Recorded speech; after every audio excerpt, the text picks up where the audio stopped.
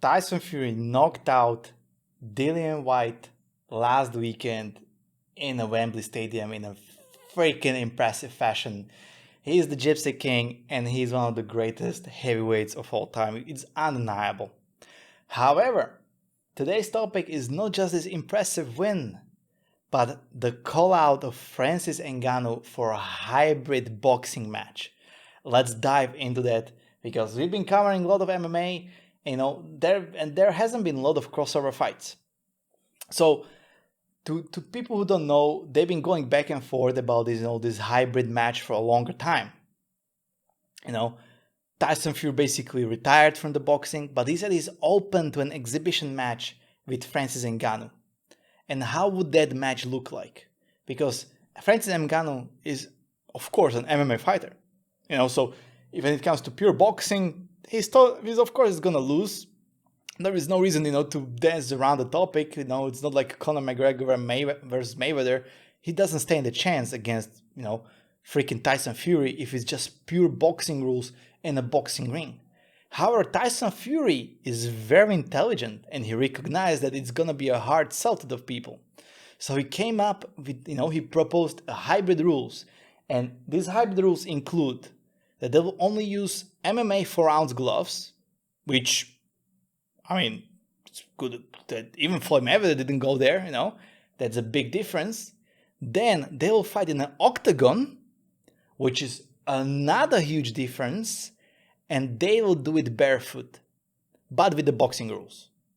And these three things, they are more significant than they look like. Because, first of all, if you ever boxed for a longer period of time, I started originally with boxing, so I always used shoes. And the first time I started sparring without shoes, I felt it's little off. It's a huge difference. People don't talk about it, but the shoes make a huge difference. When you're barefoot, all of a sudden, the friction, the turning of the hips, it's just a little different. So I think that's a big benefit to Francis Ngannou. Second big benefit is octagon. You cannot just do the rope-a-dope as Ali did, to hang back and lean over someone, or just hang back when someone is swinging wild. In octagon, there is the cage will not let you to lean towards it. If anything, you cannot lean backwards with your head. You need to be with your head forward. So the moving around boxing ring is much different than moving around the octagon. So that's another huge benefit to Francis Ngannou that people are like, oh, but it's just an octagon, it doesn't matter. It's still, it's still Tyson Fury, it's just too good. All these small things actually make a big difference when it comes to feeling someone out and feeling natural, when you're measuring the distance, when you're feeling each other out, you just do one small mistake in a heavyweight and you get knocked the fuck out, so all these small things are pretty good. And then you have 4-ounce gloves. Fury said hey, I will be also faster with the 4-ounce gloves. Yeah, but his timing, his combinations will be a little off because all of a sudden you're changing everything that you are used to. While Francis Ngannou will just keep doing everything he did so far with more boxing-like approach, that he will not throw the leg kick, that will just snap Tyson Fury's, legs apart. And if you think about it, this is the closest we can get to an actual fair fight between a boxer and an MMA fighter.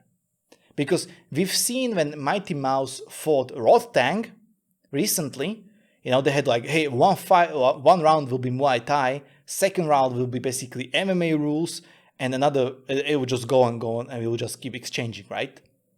Well, Rotang is one of the best MMA fighters, currently, while DJ is one of the best MMA fighters. And we could see that DJ could hang in there for that one round, but when it came to wrestling, he just dominated Rotang. Even though Rotang trained for wrestling for several months leading up to the fight. So Tyson Fury doesn't stand a chance in that kind of rule set. And he knows that you cannot learn MMA, kickboxing, takedown defense in just a year, especially if you've been a boxer your whole life. That's just not gonna happen. So this kind of, but also that Francis Ngannou doesn't stand in chance with just pure boxing, with everything boxing related, boxing ring, boxing gloves, and everything like that. So by having this kind of hybrid rules that, hey, we'll keep boxing rules, but we'll keep MMA gloves, it will be in an octagon and we'll be barefoot. I think those things are very legit. Maybe if they allow, I would say, clinch. If they allow a proper clinch, they could be pretty dangerous to Tyson Fury. But I don't think they will go maybe that way. But these three things are fine with me. We still think that Tyson Fury basically finish Francis Ngannou. But man, I will freaking love to watch that fight. Because, but you say like, oh, but like just have you seen fucking Francis Ngannou when he walked into the ring after the fight between Fury and White last weekend? Francis Ngannou just looked as tall as Tyson Fury, but just purely muscular, just like he looks like he's built like a superhero. But then you can say like, hey, yeah, but Tyson Fury fought Deontay Wilder and he's one of the biggest punchers, so Francis Ngannou is not the problem. This is very wrong, because Deontay Wilder is also big, but he's lean and skinny. His power comes more from that quick torque and explosiveness, while Francis Ngannou is literally just putting that weight of all those muscles behind that power, and he finished and knocked out almost everyone who mattered in the heavyweight division in UFC. And those are some big names. Junior Dos Santos, like for example, Stipe Miocic got knocked the fuck out, So he has power and ability to finish Tyson Fury. You can say like Tyson Fury also has one of the best chins in heavyweight boxing, because we've seen him surviving that second knockdown by Deontay Wilder in their first fight. Like Tyson Fury shook that off, and after that no one doubted the chin of Tyson Fury. However, he still got knocked down. So I believe that Francis Ngannou, when it comes to matching power of Deontay Wilder, is close. However, if we are talking 4-ounce gloves, I believe that Francis Ngannou can generate more power than Deontay Wilder. And now this is where the trick starts happening, right? Because Fury says like, hey, if we have 4-ounce gloves, we'll be faster.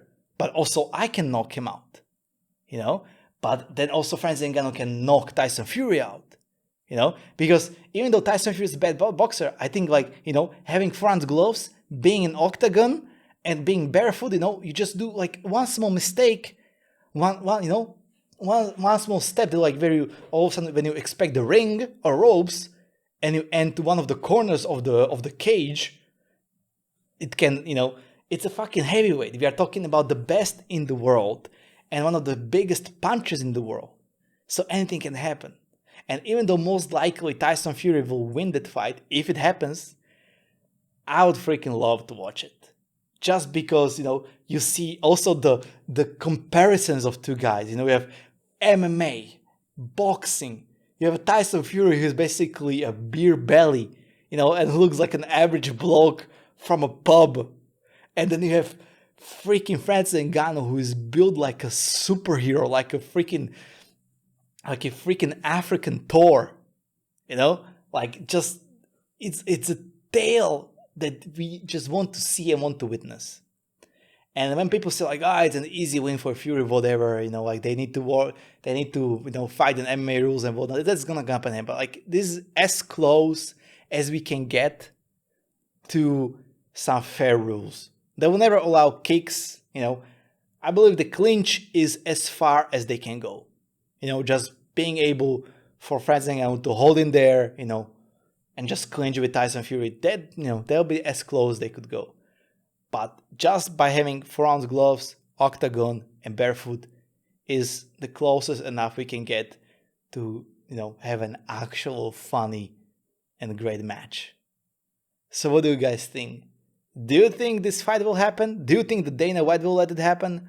And do you think that Francis Ngannou has a chance to defeat Tyson Fury? Let me know down in the comments below. and I will see you next one. Cheers.